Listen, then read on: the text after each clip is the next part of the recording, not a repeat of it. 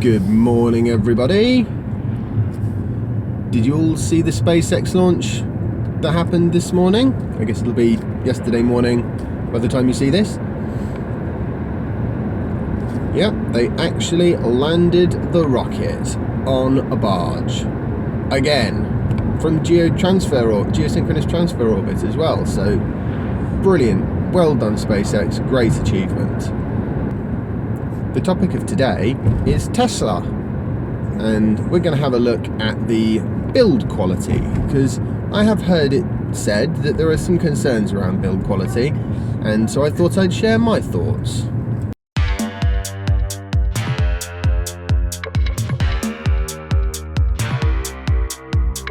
I've dropped Jasper off.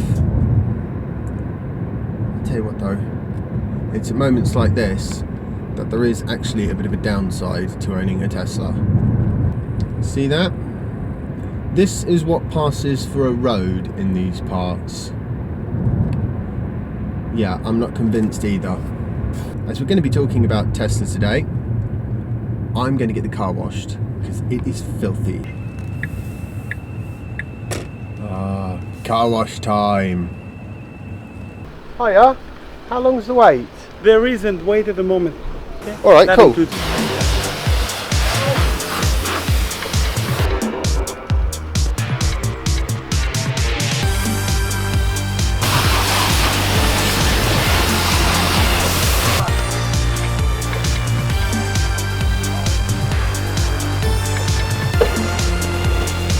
I love a clean car. Awesome.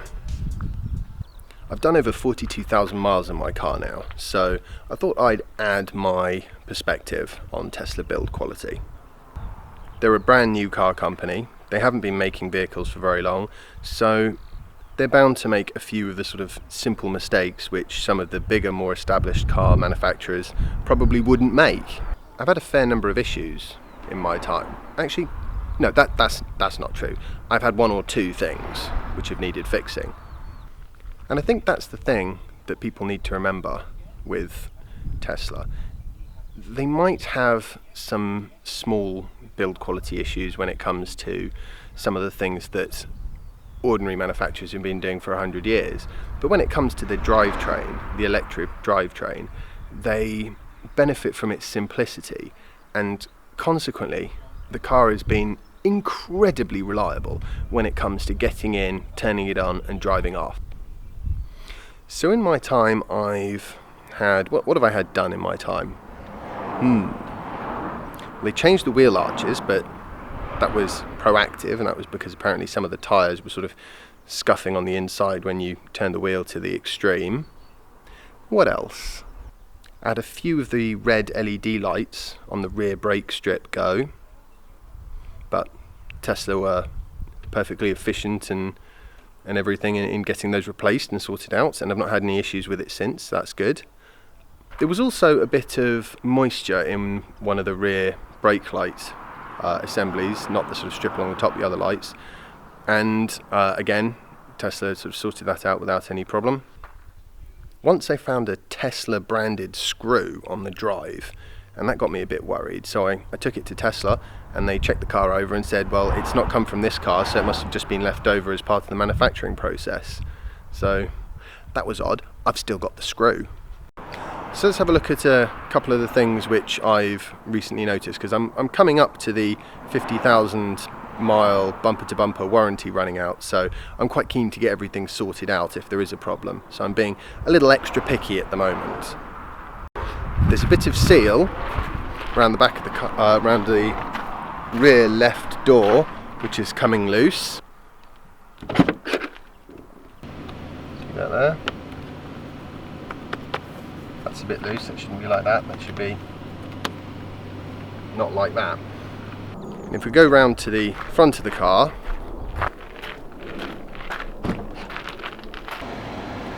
see that? A little bit of metal starting to come through the seat. Tesla are going to replace the front driver's seat. That's already in the works. A replacement seat base is on the way, so I've been led to believe. And although they don't know about the bit of seal around the back door there, I'm quite sure they'll just glue that down when the time comes for its next service, which will probably be in about a month or two's time, the way I'm going. And one last thing, I do find that when I'm going at low speed and low power, the rear drivetrain is, the electric motor is a little bit on the noisy side. I think it's what they call the sort of milling problem. It's that one that led to sort of loads of cars having replacement drivetrains. And I mean, that might be in my future at some point. It's right on the cusp of annoying enough it needs to get fixed. But it isn't a priority at the moment because of that wonderful Tesla unlimited mile drivetrain warranty.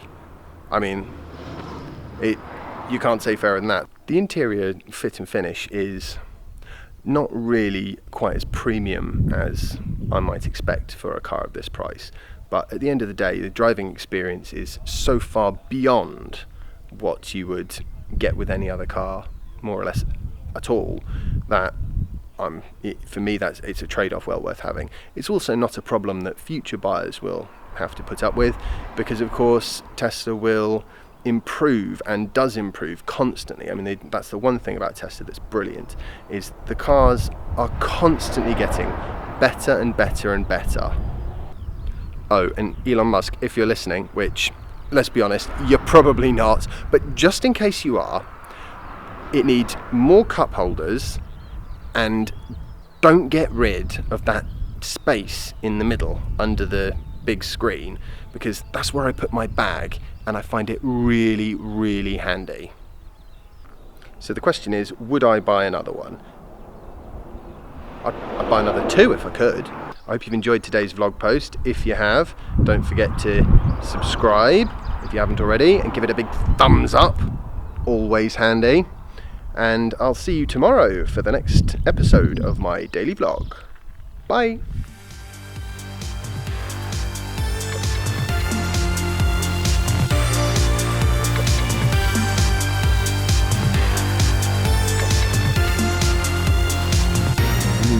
Dislike this road. Ugh.